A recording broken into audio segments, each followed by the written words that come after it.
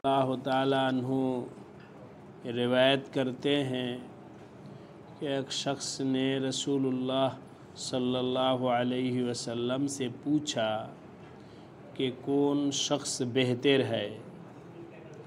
आपने फरमाया, वह मोमिन जो अल्लाह ताला के रास्ता में अपने माल और जान से मुजाहदा करे। नबी आलैहिस सालाम के जिज्ञासा करा হয়েছে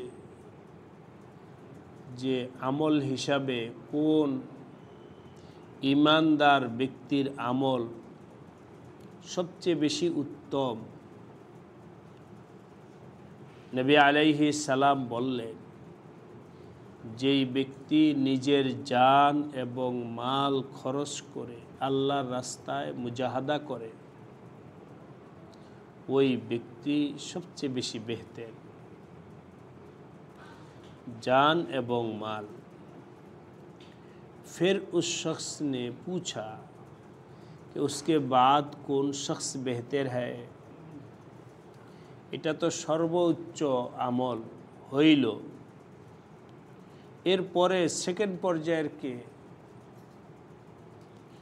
आपने फरमाया, पहाड़ की घाटियों में 100 होकर बैठ जाने वाला।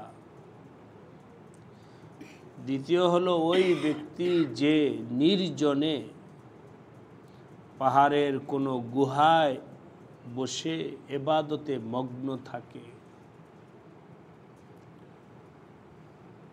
সুতরাং নির্জন খালওয়াত একা একই বৈশা ইবাদত করা, এটা আল্লাহ পাকের কাছে অনেক পছন্দের ইবাদত। রসম রেওয়াজ না, সমাবেশ মানুষকে দেখাও এর জন্যে নয়। নির্জনে খালওয়াতে ইবাদত, এটা আল্লাহ पाकेर कैसे अनेक पसंदर इबादत। और एक रिवायत में आया है कि खुदा ताला से डर कर लोगों को अपने शर से नजात देने वाला शख्स दूसरे ज़रिया पर बेहतर है। नीज अबू सईद खुदरी रज़ी अल्लाह ताला अन्हु से बुखारी शरीफ में रिवायत है कि वह ज़माना जल्द आने वाला है कि मुसलमानों का सबसे बेहतर माल बकरियाँ होंगी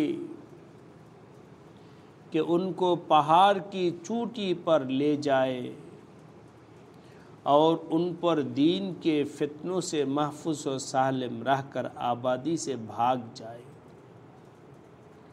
बुखारी शरीफे आसছে কিয়ামতের পূর্বে এমন একটা সময় আসবে যখন মানুষ নিজের ঈমান এবং আমল হেফাজত করতে পারবে না। সব জায়গায় ফিতনা, গুনাহ, সমস্যা। কোথাও ফিতনা থেকে নিরাপদ নাই।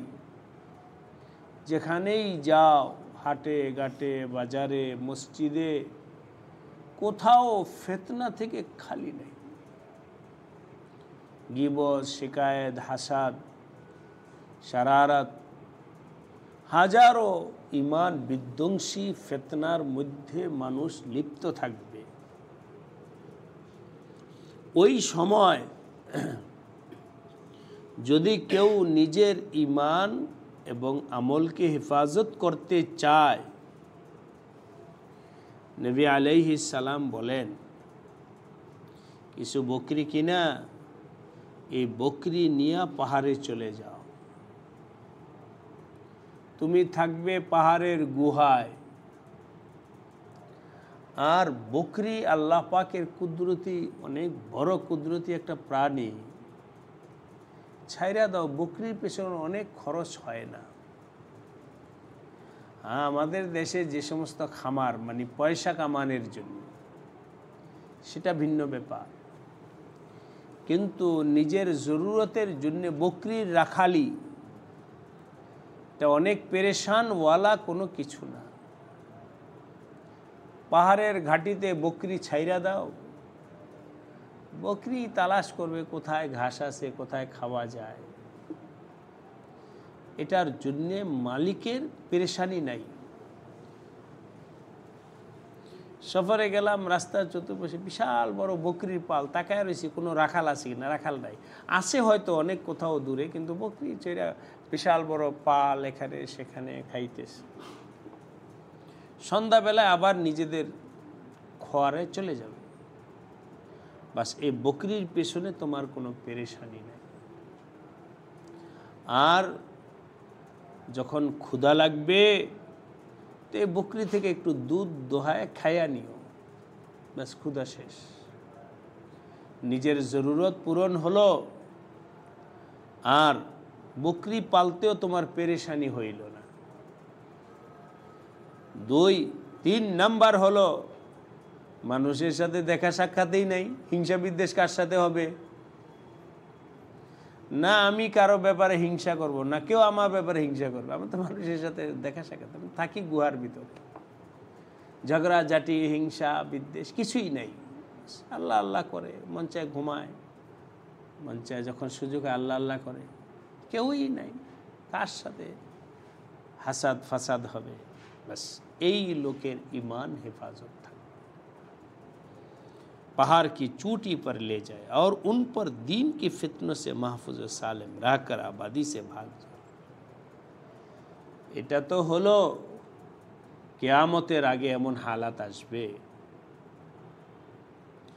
আমরা বলতে পারি না যে এখন আমাদের ঈমান এই সমস্ত থেকে নিরাপদ। এখনো দেখেন চিন্তা করে কোথায় আছে, কোন জায়গায় আছে যেখানে হাসাদ নাই, হিংসা নাই, বিরোধিতা নাই, গীবত শিকায়ত নাই, একজন আরেকজনের বিরুদ্ধে লাইগা নাই।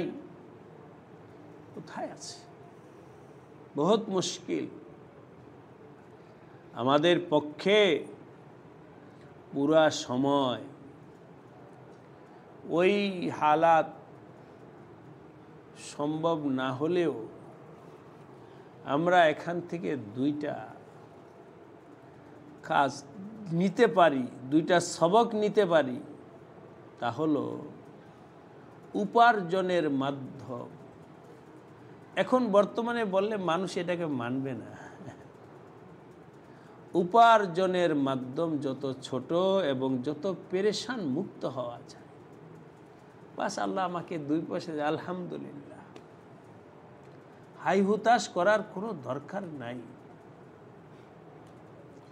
উপার্জন কম এবং মাধ্যম যত কম হবে তত পেরেশানি কম হবে। যত আমার উপার্জনের মাধ্যম বেশি হবে পেরেশানিও বেশি হবে। এই যে এখানে হাদিসে নবী সাল্লাল্লাহু আলাইহি ওয়াসাল্লাম বকরি পালো, বকরি মধ্যে পালার মধ্যে কোনো পেরেশানি নেই। আল্লাহ আমাদেরকে হেফাজত করেন।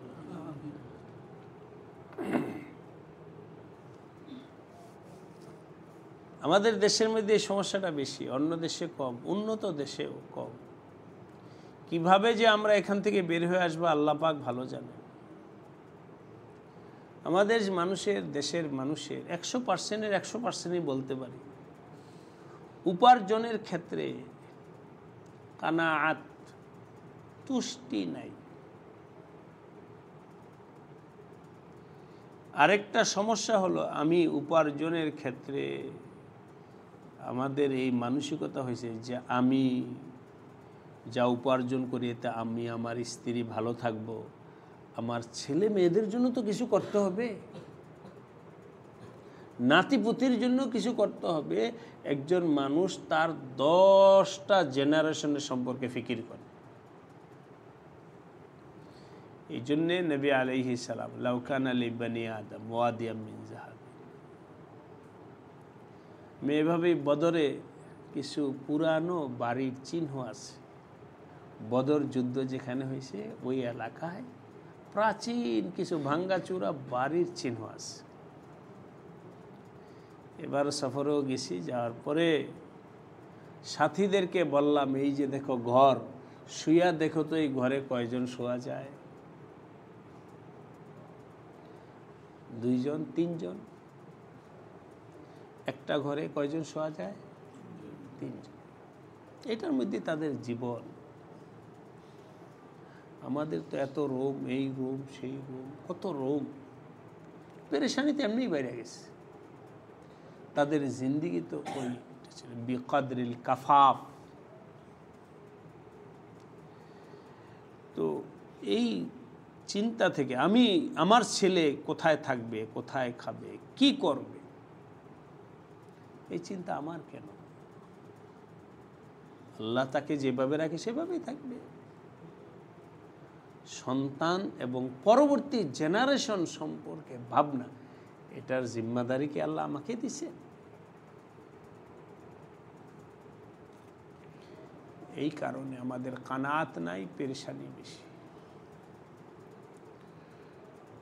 দ্বিতীয় নাম্বার কথা হলো, পুরা সময়টা আমরা ওই নির্জনে না থাকতে পারলেও কিছু সময়, 1 ঘন্টাই হোক, 2 ঘন্টাই হোক, রুম বন্ধ করে নির্জন একা একই কিছুক্ষণ এবার জিকির করো, তেলাওয়াত করো, দোয়া করো, নামাজ পড়ো, একা একা নফল ইবাদত। মজমার মধ্যে বৈশা কোরআন তেলাওয়াত করা আর একা একা বৈশা তেলাওয়াত করা ফারাক আছে। সবাই সম্মিলিতভাবে জিকির করা আর একা একা রুমে জিকির করার মধ্যে ফারাক আছে। সবার সামনে নফল ইবাদত করা, নামাজ পড়া, একা একা বৈশা করার মধ্যে ফারাক আছে। কিছু সময় যেখানে আমার ছেলে মেয়েও থাকবে না, কোনো দুস্থ অভাব, কোনো মানুষ থাকবে না, এমনকি মোবাইলটাও না রাখা, দরজা বন্ধ করে দাও, বন্ধ করে একা একা বসে 1 ঘন্টা জিকির করো, একা একা বসে 1 ঘন্টা তেলাওয়াত করো বা নামাজ পড়ো, দোয়া করো। কিছু সময় একাকিত্ব, এটা আমাদের কলবের জন্যে, ইবাদতে মন বসার জন্যে, আল্লাহ পাকের মহাব্বত পয়দা হওয়ার জন্য অনেক বড় মাধ্যম। আল্লাহ পাক আমাদের সবাইকে তৌফিক দান করেন। দুরূদ শরীফ আল্লাহুম্মা সাল্লি আলা সাইয়্যিদিনা মাওলানা মুহাম্মদ ওয়া আলা